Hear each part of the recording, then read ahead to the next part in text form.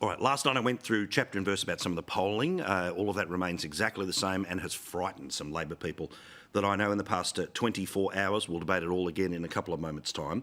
But you also know that Newspoll, which we briefly mentioned during the show last night, we've had a chance to dig through, and it shows about how Australians feel about the Prime Minister's leadership versus Peter Dutton's. Now, good for Peter Dutton is that ranked 0 to 100, 44% of people say that the Prime Minister is decisive and strong. 60% of people. It's not a 100 divided by those two people. It's just each of them get a score out of 100. 44% for Albanese on decisive and strong. 60% for Dutton. Has a vision for Australia. Albanese 56. Dutton 61.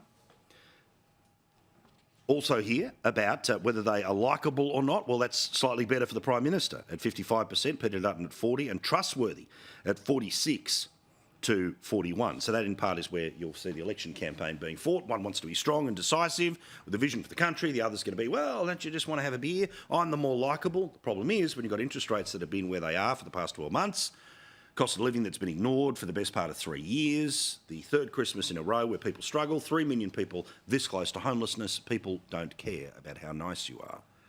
But there is a phenomena that I wanted to talk about from inside the Resolve poll that I noticed yesterday, but I wanted to save till today because it deserves its own conversation. Now, if you have a look at the primary vote, again, what is worrying people is that the primary vote of the Labor Party is 27%. Now, that is down 6% on the 2022 election. Now, what is a concern for the LNP or the Liberal National Party is that their vote is only up 2%. The Greens, level. One Nation, up 2. Independents, they are now up 6 from the last election, and Others is down 4 from 9 to 5. So let's look here. We've seen a massive walk away from the Labor Party. A bit of it goes to the Liberal Party, but I want to show you where people are parking their vote. Let's move to the next one here, guys, which is people who say they're going to be voting independent at the next election. Now, a 6% increase means this is new vote on top of a lot of stuff that's been around in the past. 3.5% increase in New South Wales. Look at that number in Victoria. Now, the Labor Party vote in Victoria is down by almost that margin. And in Queensland, where there are no independents, off the top of my head, who are even in the federal parliament, that vote has gone from 2% at the last election to now 8%, up 6. Now, of course, independent might mean lots of things in lots of places. So say in New South Wales, it may well mean the Teals that are in the eastern suburbs of Sydney or on the northern beaches of Sydney. In the western suburbs, it could be people like Di Lee, who of course was the KK killer, as communities have had enough of Sussex Street or Central Casting telling them who should be their representative as opposed to somebody who is of them being their representative. Independent in Victoria, of course, could mean Zoe Daniel in Goldstein, or it could be Monique Ryan there in Kooyong. Or it could also be 3 new people who popped their head up over the weekend. And it's a new party called the West Party, and they are specifically going to challenge Labor in seats like Maribyrnong, which, of course, is going to be up for grabs after Bill Shorten leaves the parliament. So the central question of when we start to work out what is going to happen at the next federal election is that there is no doubt that the Labor Party vote is absolutely tanking. And in any other circumstance, you would be talking about the Liberal or National Party maybe being able to win 90 plus seats when they only need 76 in the parliament, like a huge sort of Abbott-style tidal wave. But because people aren't going directly from Labor to Liberal, people on the centre-left of politics think, well, these people are just parking their vote with an independent, and when worse comes to worse, they might vote independent, but they'll definitely preference Labor, which is why there has to be serious effort at this election from the major political parties, but in this case I would say the LNP, to be able to effect the change that they want, which is Labor Party MPs to lose their seats, with the exception of the Greens, to start doing smart preference deals.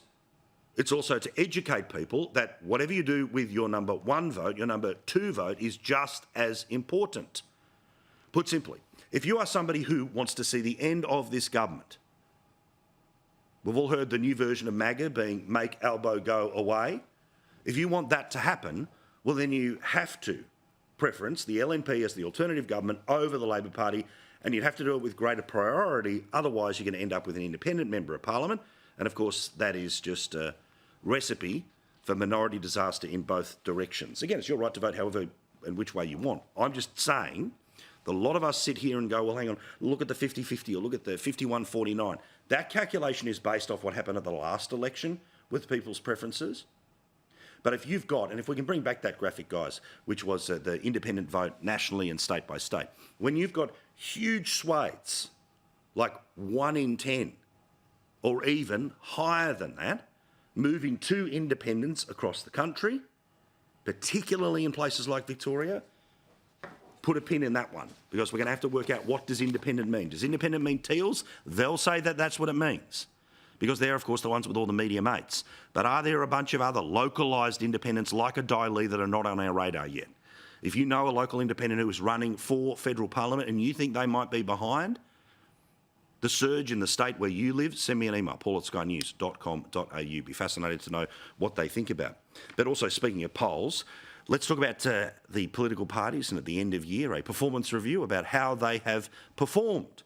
Readers of the Australian Financial Review, they were asked about which political party had performed well in the past 12 months. The Labor Party, well, basically where its primary vote is, with 26% of people saying that they had performed well. A little under their primary vote is the Coalition at 33, a little over their primary vote is the Greens at 18. The Independents, again, basically where we expect them to be, and a collection of people who have no idea what's going on at the moment. But there is absolute uniformity here, regardless of where you sit on the political spectrum. Which political party or group do you think has done the worst job in the past 12 months? The Greens, 46%. 46%. Now, of course, the Labor people think they've done a terrible job because they've got in the way of many things Labor want to do. Coalition people can't stand them because, of course, they are the nutters at the end of the garden. And the headline reads tonight that the Greens are the worst political performers of 2024. Asterisk, with the exception of the Prime Minister.